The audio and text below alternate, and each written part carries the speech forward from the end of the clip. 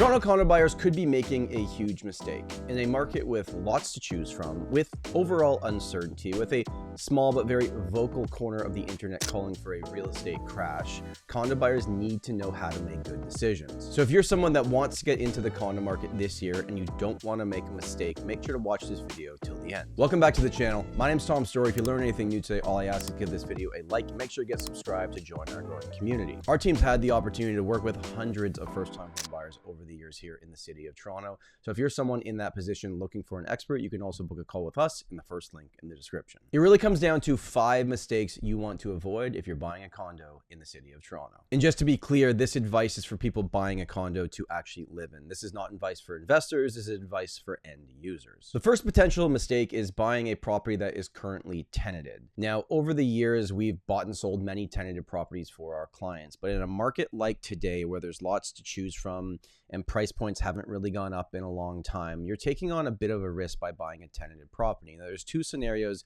that you could find yourself in. It could be where the tenant is still in their first year lease. So they're 6 months into their 12-year lease. Whoever owns that property, the lease supersedes that. So if you're buying a property where a tenant still has 6 months left and they want to stay, you have to assume them and you can't move into that property, right? So that's something that you have to keep in mind. Even if they're on month to month, you still have to give 60 days notice at the beginning of the next calendar month. There's clauses and conditions that we put in there as realtors to protect you from the situation. I'm not going to get into the specifics in this video, but in a market today where there's lots to choose from, I wouldn't recommend buying a tenanted property. So it's very easy for real estate agents to tell you, is this property vacant? Is it owner occupied or is it tenanted? Yes, tenanted properties do sell for less, but it's a big risk that in this market, I think could be a mistake that you should avoid. The second mistake is focusing only on the purchase price. I just want to pay the least amount of money. Now, I know I'm a realtor, but just hear me out on this. Purchase price is not the be all and end all. It is the true cost of owning this property, not today, but also in the future. I could show you so many examples of 2 different properties, one listed for $550,000, one listed for $600,000, and having the same down payment. The one that was $550,000 actually cost you more per month, even though the sale price was $50,000 more. Why is that? Because maintenance fees.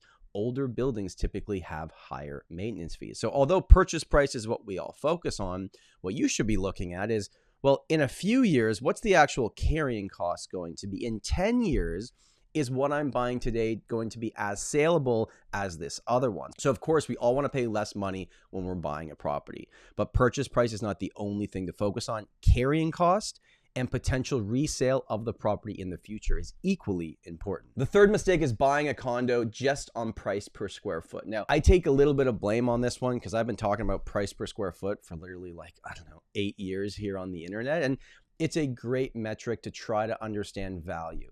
And it's what a lot of us in the condo world kind of look at and figure out, this is a great starting point. And it's pretty simply just how many square feet is the property? And the math is pretty simple. Price per square feet means that if a property is $500,000 and that condo is selling for $1,000 per square foot, that is a $500,000 purchase price. There's a wide spectrum to price per square foot.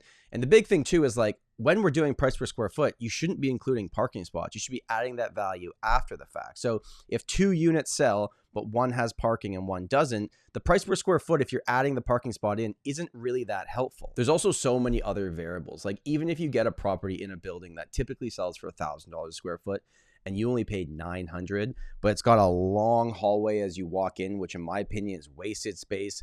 You're looking at the garage. You're on the 2nd floor looking at the garbage area of the back of the building, and you get no natural sunlight.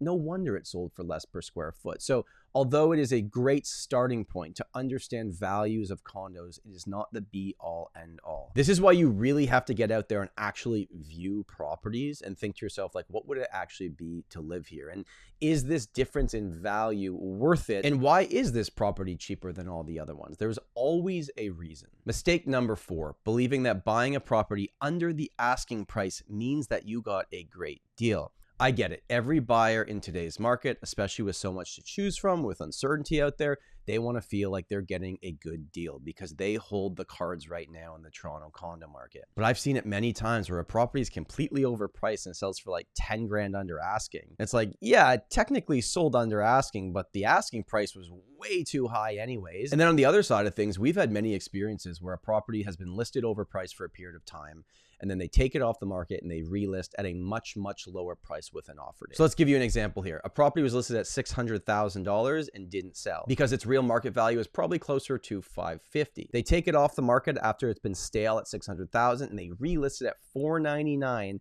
and they have an offer date the following week.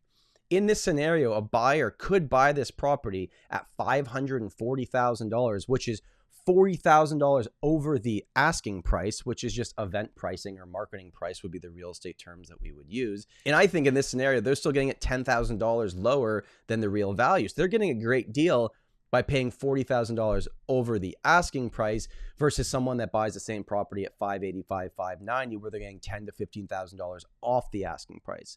So I think I did a decent job at explaining that. Yes, of course, we want to get money off asking, but it only matters if the asking price is actually close to the true value of that property. The final mistake is, as an end user, meaning that you're buying a property for you to actually live in, is buying in a building that is mostly investor. Investor buildings are mostly the new buildings because that's how they sold new construction. I've said this many times on the channel. There's nothing wrong with people renting properties. All I'm saying is that if it were me, I'd want to buy into a building that is more owner occupied versus renting. So if a building is 80% rented out, like if I'm buying for my own personal use, I probably wouldn't want to buy in that building just because long-term you can see it. Like, it's not even my opinion, it's just a fact. With buildings that are more owner occupied, they hold value better, they sell quicker, and they're the ones that are more in demand into the future. Those are the 5 mistakes I think any Toronto condo buyer should be aware of, but there is a bonus. And I apologize if you watched my videos for a long time and you've heard this before, but I have to tell you this. Any single property that you see, you rank it on a scale of 1 to 10. But here's the thing. You cannot say 7. 7 is settling, is average, is buying a property that you're not 100% certain about. So when you go in and you view properties, rank it on a scale of 1 to 10, but you can't choose 7. 6 or below, move on. It's not the right place for you. If it's at least an 8, well, what can you do to make it a 9? If it's a 9, it's probably time to think about making an offer. Do perfect 10s exist?